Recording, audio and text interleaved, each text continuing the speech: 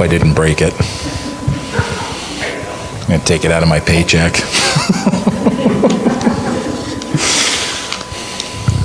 All right, so we'll get started anyway. Hopefully we'll come up with a solution at some point. So, this morning, we're going to dive into a fun topic about fear.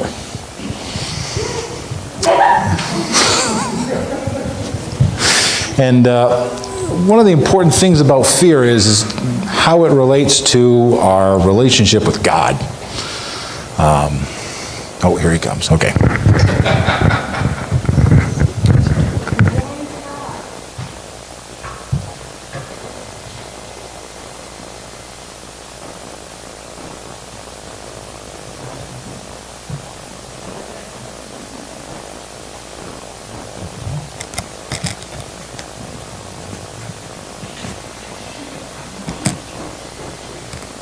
Are we recording this on video? Okay, good. Can you hear me now? There's still no audio. Can you hear me? Okay, there we go. All right. Ladies and gentlemen, Scott Cunningham. Okay. Now that we're past all that. Okay. So, I've been working on this sermon. This sermon's been mulling around in my head for, 4 months now. Something that I'm sure that we've all dealt with. And I know that we all say that we have nothing to fear from God. But I'm sure we all know that that's easier said than done, right? We think about fear, and we know that Satan can place a lot of ideas in our mind. And it can cause some of the most crippling anxiety that we can ever face. So we're going to dive into the Bible this morning, and we're going to read from Philippians 4, verses 6 and 7. And it states, "Do not be anxious about anything, but in every situation, by prayer and petition, with thanksgiving, present your requests to God, and the peace of God, which transcends all understanding, will guard your hearts and your minds in Jesus Christ." So, let's talk about this scripture a little. So, Paul wrote Philippians, and he states in verse 6, "Don't be anxious." And so, when he talks about this anxiety, basically he's talking about a general lack of trust in God's wisdom. You think about that. We're basically saying we don't trust God. We don't trust your desire. We don't trust what you're trying to do here. And it's this anxiety or fear that we're going to talk about this morning. So let's have a show of hands. Does anybody ever struggle with fear or anxiety like this? Good. I'm not alone in that.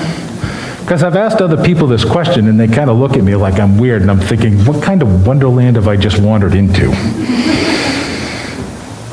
So, Paul also uses the term "in everything," and that kind of shows us that God's influence is everywhere. So, I want you to take that nugget, "in everything," and hold it in the back of your mind for now, because we're going to come back to that later on. Now, one of the things I always notice about the experience that a person has when they give their life to Christ, it's normally a serious emotional thing. I mean, it's not like a small thing like, oh, I gave my life to Christ, and it's just kind of like this little bump in their life, right? It's like a serious emotional response because they realize that Christ has given them the ability to wipe out all of the stuff that's gone on in their life, all of the wrong they've done, all of the sin that they've had, all of the little secrets they've been hiding, all the things that they've been worried they've been hiding that they hope nobody would see. Sometimes it happens right at conversion, sometimes it happens a little afterward, but sometimes, eventually it comes. Eventually it's this massive change of heart. Now, I can't speak for everybody. I know for me, when it happened, and for a lot of people, these walls get knocked down, these secrets come out, they get wiped out, they get forgiven, but for for some reason, we start doing it over again. We start building these walls back up. Our old nature tends to kind of start creeping back into our lives. And once again, these new walls start to breed fear, anxiety, self-doubt, and a whole lot of other delusional thinking designed to do only one thing. Once again, we start down that road believing that God won't love us because of the things that we're doing, because of the things that we have vaulted up inside. We become scared that we failed God again, and we're going to be cast aside. Gets into that whole work salvation kind of mentality. The irony of the situation is, just as the choice to become saved is ours, so is the choice to deal with the secret vaults that we build again. We need to make that conscious decision to ask God to help us deal with these issues. If we look back at verse 7 in Philippians, Paul speaks about the peace of God, which is an inner calm that is promised us when we have an unwavering confidence that God will do what's best for us. Okay, here are some more verses with just a few, and this is just a few, there's hundreds of them in there, on the subject that would support this idea. Nahum 1:7, the Lord is good, a refuge in times of trouble. He cares for those who trust in him. Okay, God is a compassionate, mighty fortress to those who put their hope in him. Isaiah 41:10, so do not fear, for I am with you. Do not be dismayed, for I am your God. I will strengthen you and help you. I will uphold you with my righteous right hand. This is a popular one, Matthew 11:28. Come to me, all you who are weary and burdened, I will give you rest. Take my yoke upon you and learn from me, for I am gentle and humble in heart, and you will find rest for your souls. My yoke is heavy and my yoke is easy and my burden is light. So, let's talk antidote. Now, what's a good sermon without some visual aids, right? And I have some. So, at every point in our life, we need to take something apart, tear something down, or move something with destructive vigor. Done that one a few times myself. So, if you have small walls, I recommend this. This is a 4-ounce hammer. This is actually a kid's hammer. So there's not much you can break with this, but there's a few things. So this is for your light duty issues. Not sure how many light duty issues most people have. So that's one. So for your slightly bigger issues, this is a 16-ounce finish hammer. This is for projects that are a little more serious. And they call this a finish hammer, and in case you're wondering, this doesn't actually help you finish projects, so if you go to Lowe's to buy one of these, this won't actually get the project done for you. It's just literally for finish work, so. This is a 28-ounce framing hammer. I'm sorry, this is a 32-ounce framing hammer. This is great for framing, obviously, and breaking fingers if you do it wrong. Now, if you really want to get serious, I also recommend the 3-pound sledgehammer. This is actually one I use to help split wood in the morning. So, this you can actually break quite a few things. You can break down some walls with this. So I've actually broken some brick with this before when I was building my patio. So now if you really, really need to get serious, I recommend this bad boy.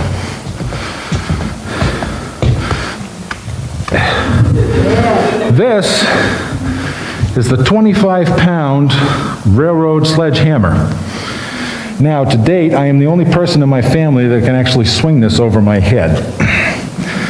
And I was going to invite people out to the parking lot after church to see who else could try, but The head on it is currently loose, and I thought that much steel flying through the air would be a bad idea, so we're not going to do that this week. Now, I have actually used a hammer similar to this. This is actually one that I bought. My grandfather had the first one I ever saw, and we used it for several demolition projects, and it will break brick. You get 25 pounds of steel moving at a high rate of speed, and it will break almost anything. I've demoed brick walls with it. I've demoed wood walls. We used to use it on our sawmill a lot to move logs into place, move logs out of place. It will break a number of things.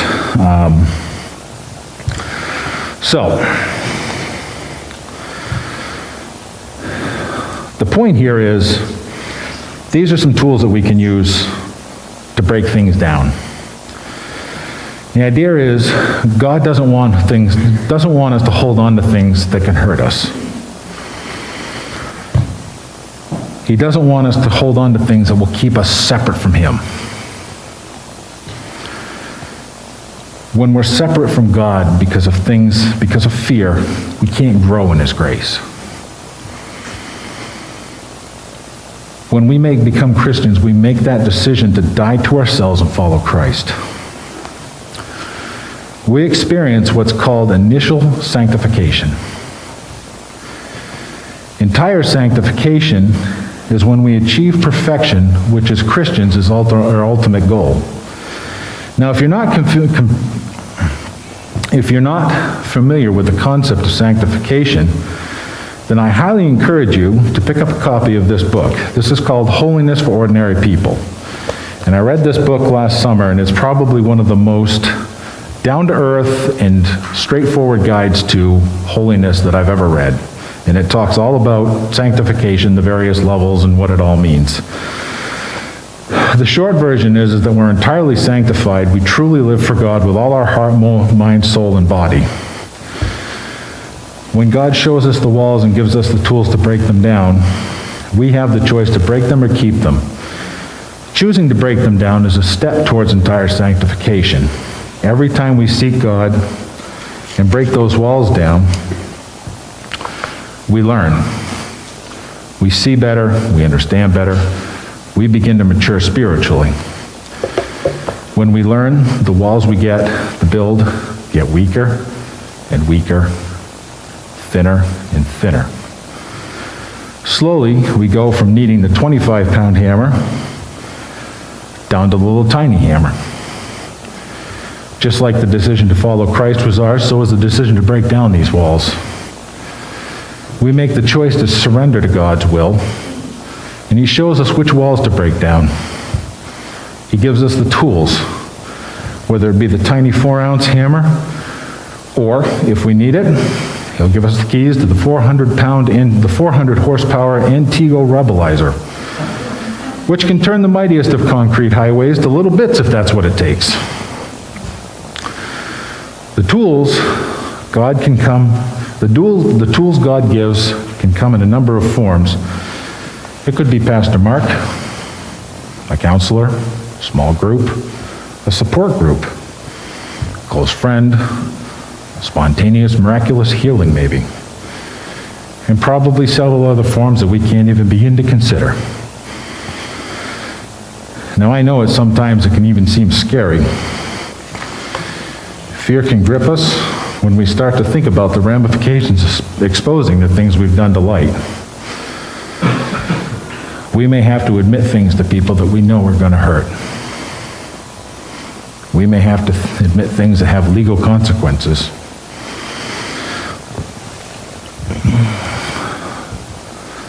Some of these consequences can be life-altering. But if God's telling you it's the right thing to do, then we have to trust. Otherwise, we just keep adding bricks to those walls. Brick after brick. Thicker, taller, driving that wedge deeper and deeper. It all sounds simple, right? It's really not. Consider, if you will, an executive of a large company. Full disclaimer here, though. Any similarities between individuals living or deceased in this story is purely coincidental. Suppose this exec, this bigwig, has been using his expense account for things that are not really business expenses. What this exec is doing is technically against the law. And through interactions with his wife in their church, he becomes saved and becomes to realize what he is doing is wrong. Although he is now a child of God, his whole world is turned inside out because he knows the right thing to do is. He knows what the right thing to do is. Does he lie about it?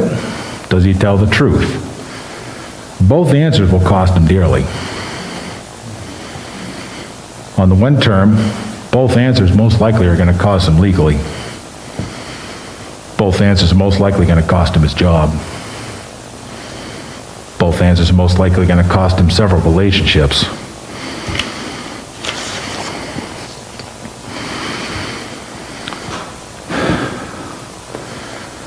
One thing I learned a long time ago is there's a lot of freedom in the truth. A lot of freedom. Sometimes that freedom comes at a great cost. But sometimes that's a cost worth paying. God already knows those truths. But he wants us to know what those truths are, and he wants us to surrender it.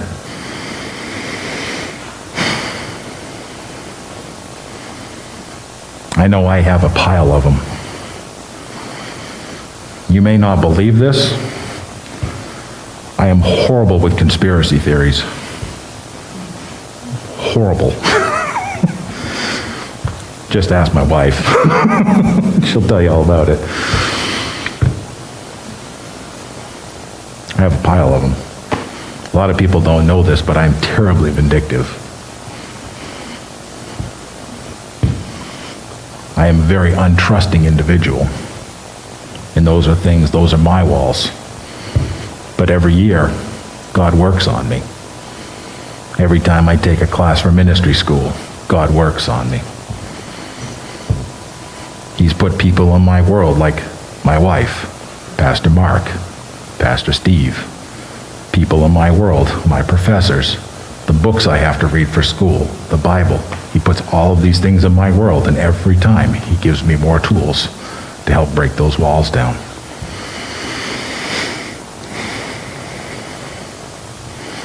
It's not an overnight thing. It takes time. Sometimes these walls are pretty thick. My walls are thick because I came from a rough upbringing. A lot of people hurt me when I was younger. So my walls are pretty rough sometimes. But God's working on me all the time. He's showing me all the time the places I need to work on. He's showing me all the time the walls I've built. Some of them I didn't even know were there.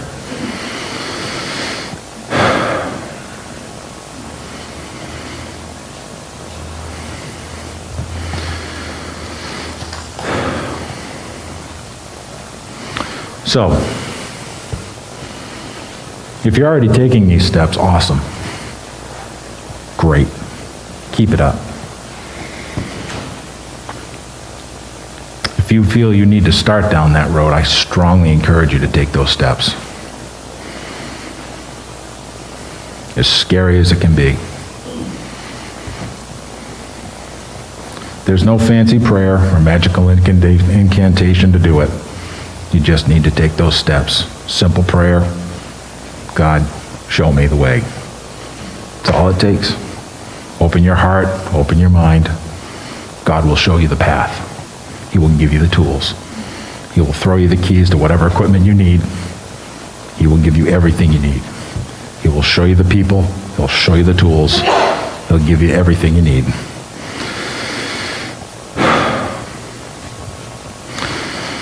Open your heart and your mind. And he'll show you how to break the walls down. And he'll give you everything you need.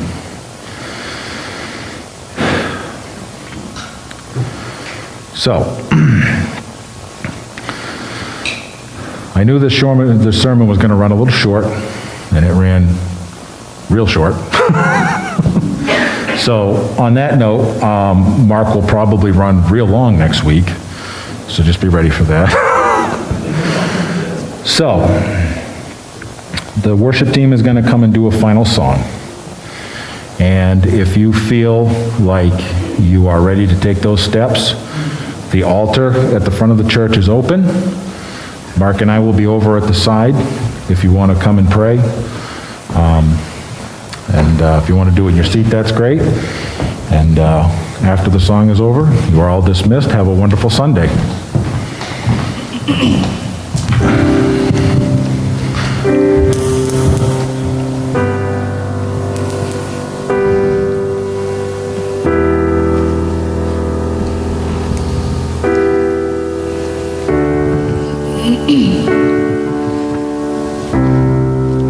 I've seen what you can do, oh God of wonders.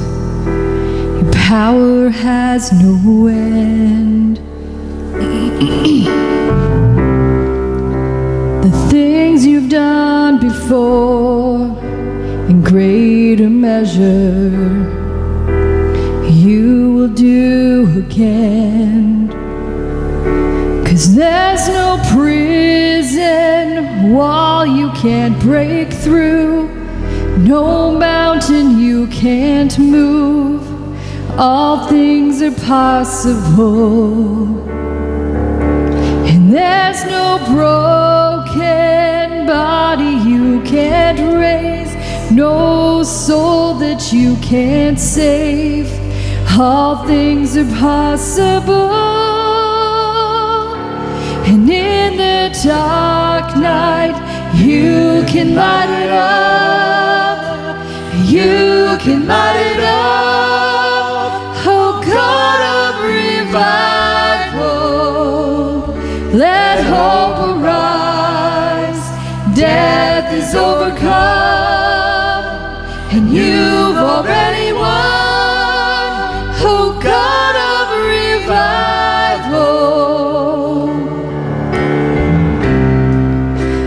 Rose in victory, and now you're seated forever on the throne.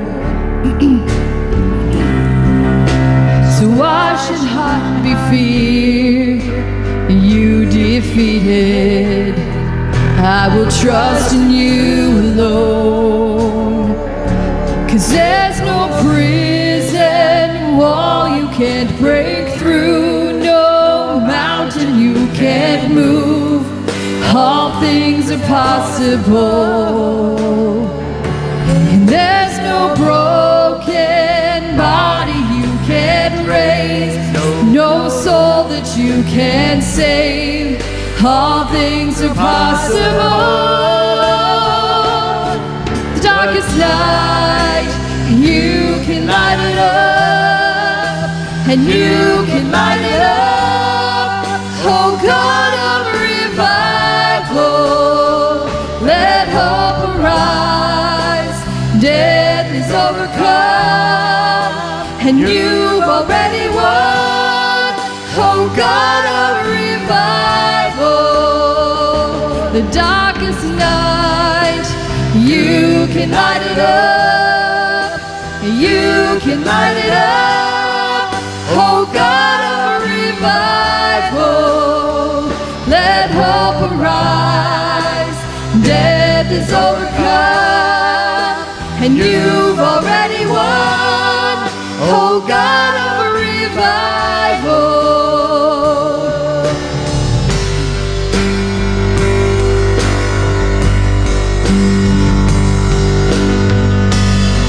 Come awaken your people, come awaken the city. Oh God of revival, pour it out, pour it out. Every stronghold will crumble, I hear the chains hit the ground. Oh God of revival, pour it out, pour it out. Come awaken your people, come awaken the city. Oh God of revival, pour it out, pour it out. Every stronghold will crumble. I hear the chains hit the ground. Oh God of revival, pour it out, pour it out. Come awaken your people, come awaken the city. Oh God of revival, pour it out, pour it out.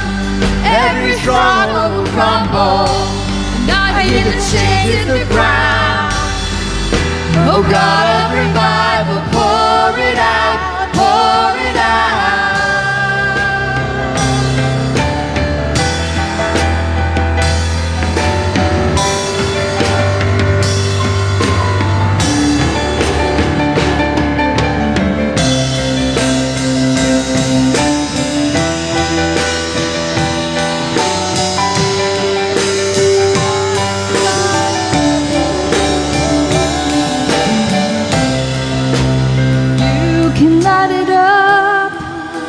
You can light it up, oh God of revival. Let hope arise, death is overcome, and you've already won, oh God of revival. The darkest night, you can light it up, and you can light it up.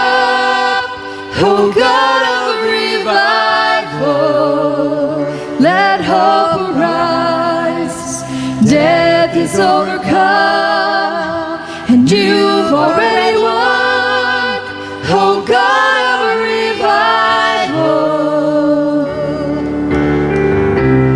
There's no prison wall you can't break through, no mountain you can't move. All things are possible. Let's sing that again. There's no prison wall you can't break through, no mountain you can't move. All things are possible. And there's no broken body you can't raise, no soul you cannot save. All things are possible. And there's no prison wall you can't break through, no mountain you can't move. All things are possible. And there's no broken body you can't raise, no soul that you can't save. All things are possible. All things are possible.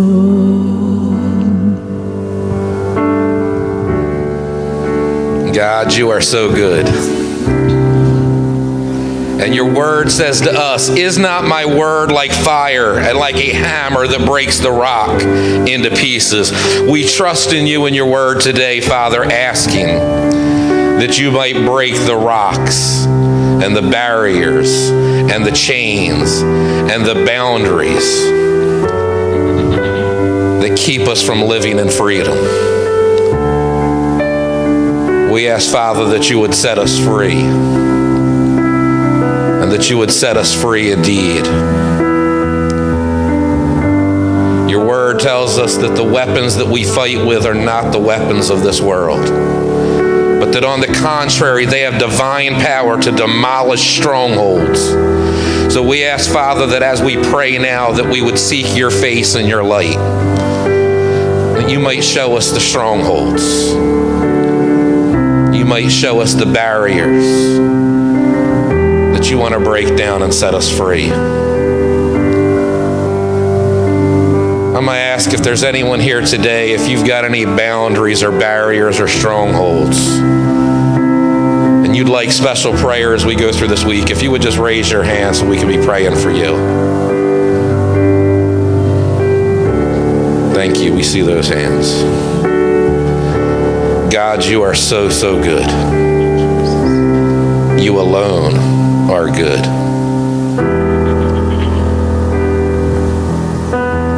we ask, Father, that you would set us free from the barriers so that we can walk forward in life in Jesus Christ. Amen.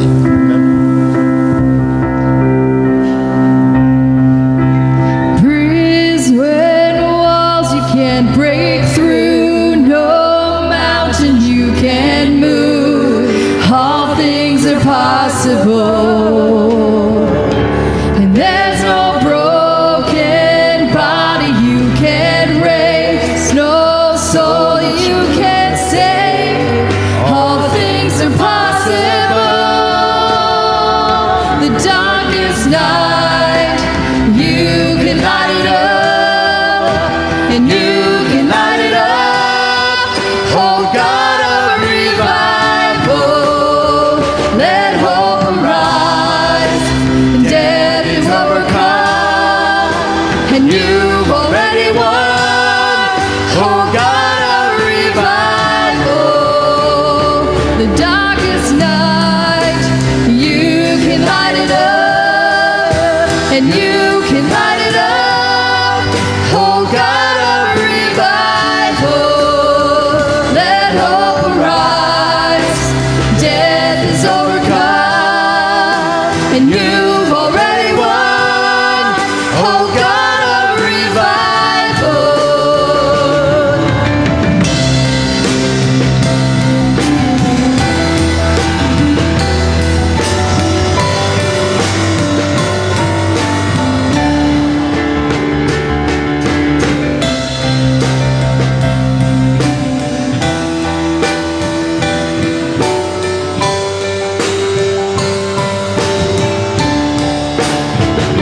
The darkest night, you can light it up, you can light it up. Oh God of revival, let hope arise.